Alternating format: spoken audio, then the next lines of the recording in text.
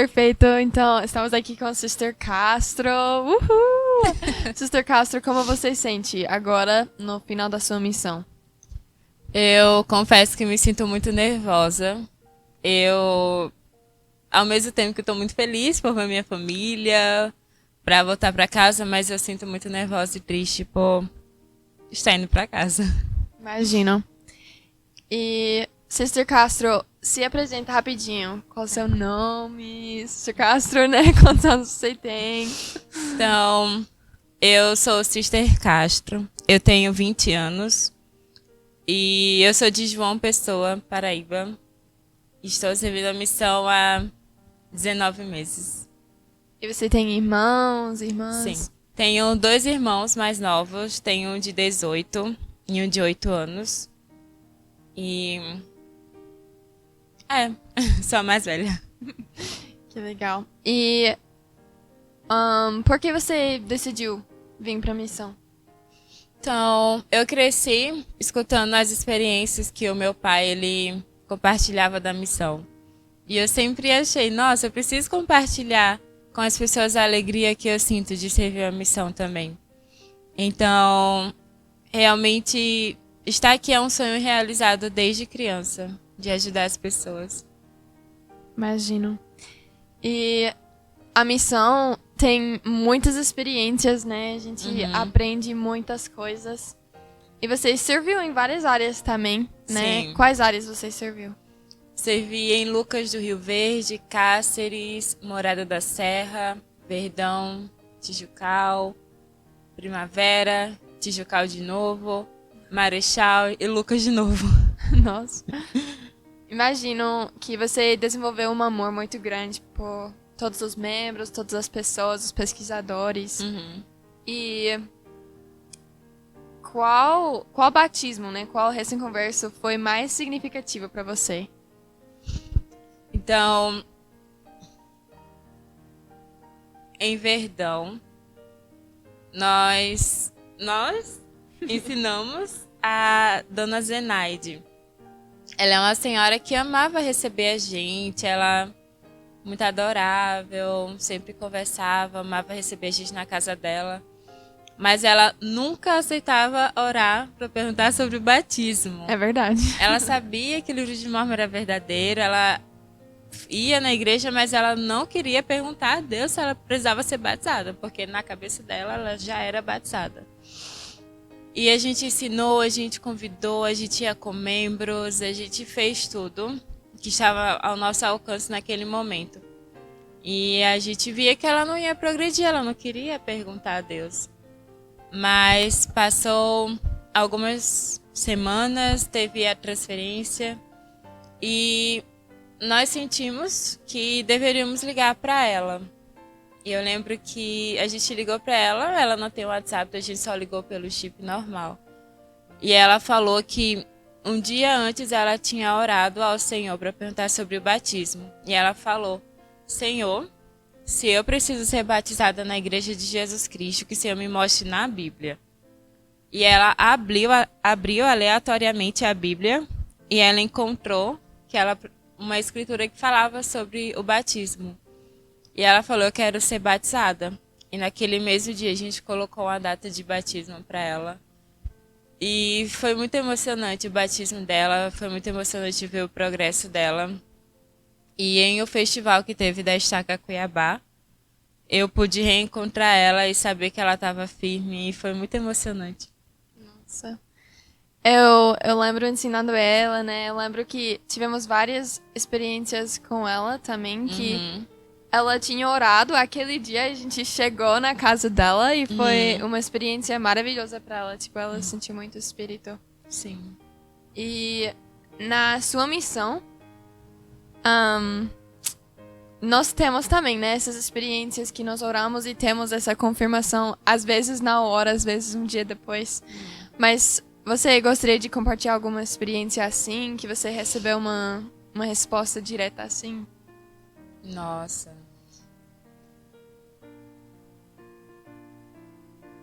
Eu acho que...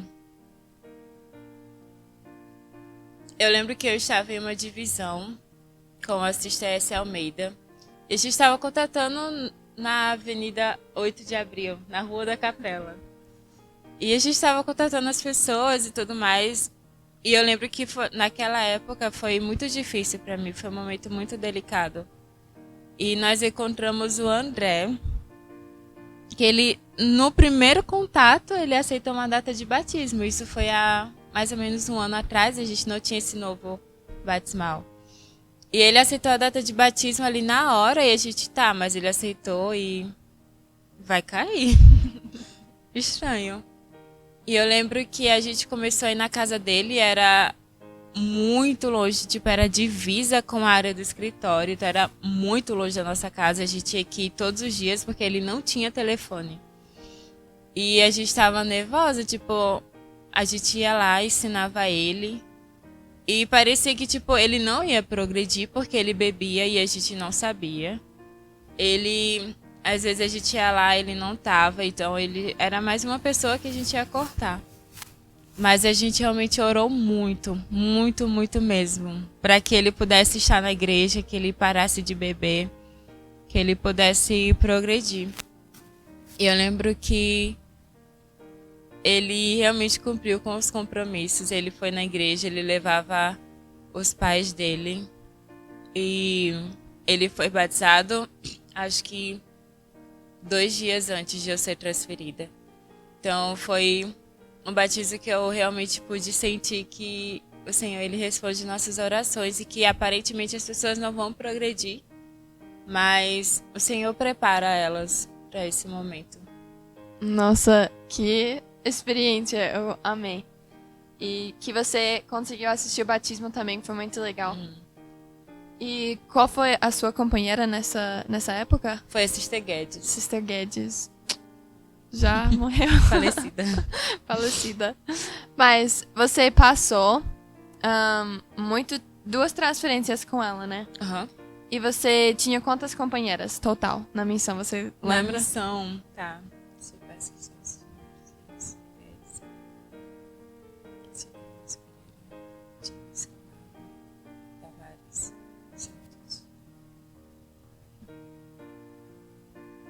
Doze.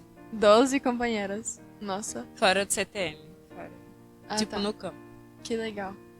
E você foi treinada em Lucas, né? Uhum.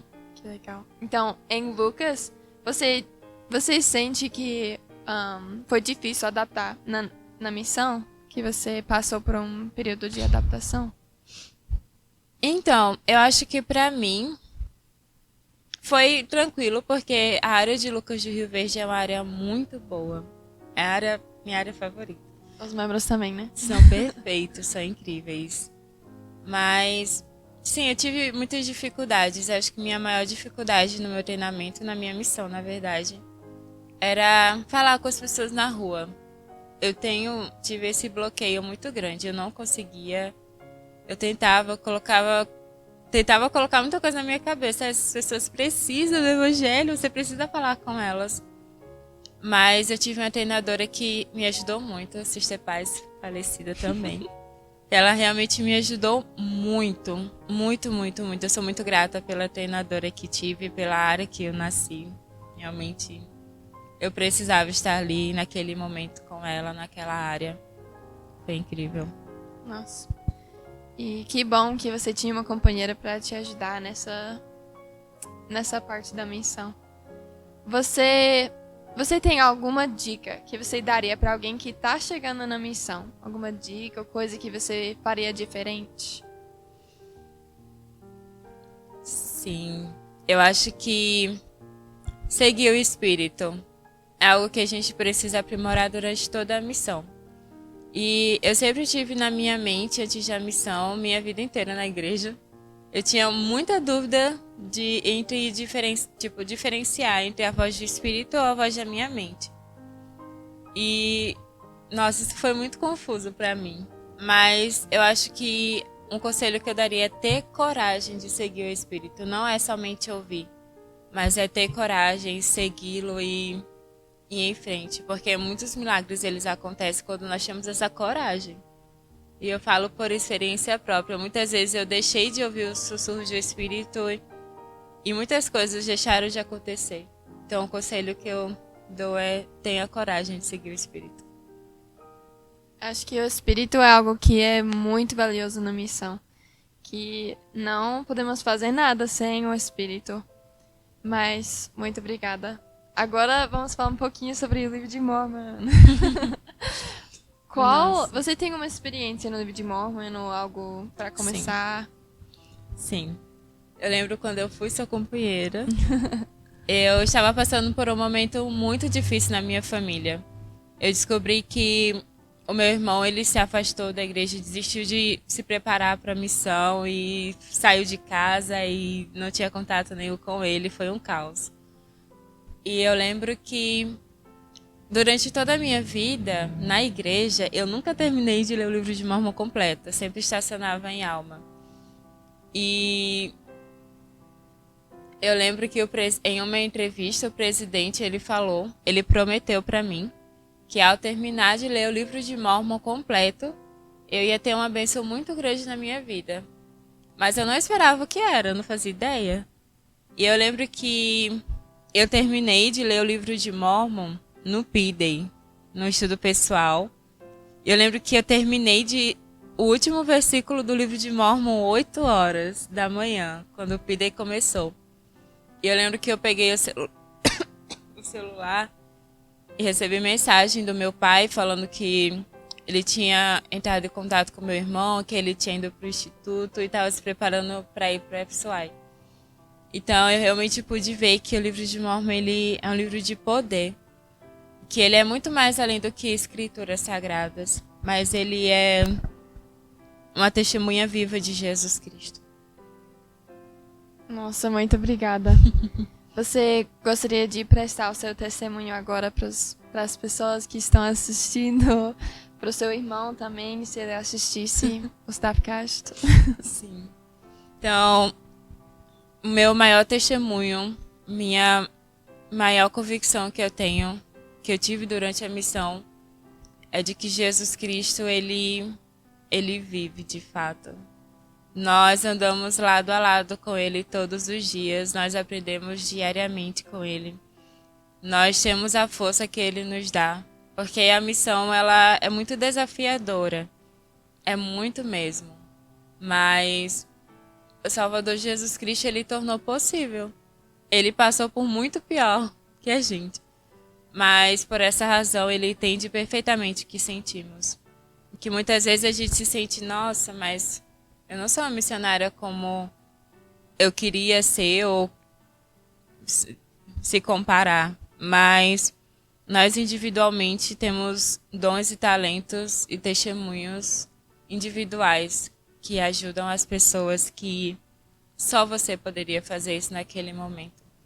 Eu realmente sei que o Salvador Jesus Cristo, ele nos chama pelo que podemos nos tornar e não pelo que somos hoje. E essa é a igreja dele. O livro de Mormon, ele é de fato verdadeiro. Ele é uma testemunha de Jesus Cristo. E esse é meu testemunho que eu deixo em nome de Jesus Cristo. Amém. Amém. Muito obrigada, Sister Castro.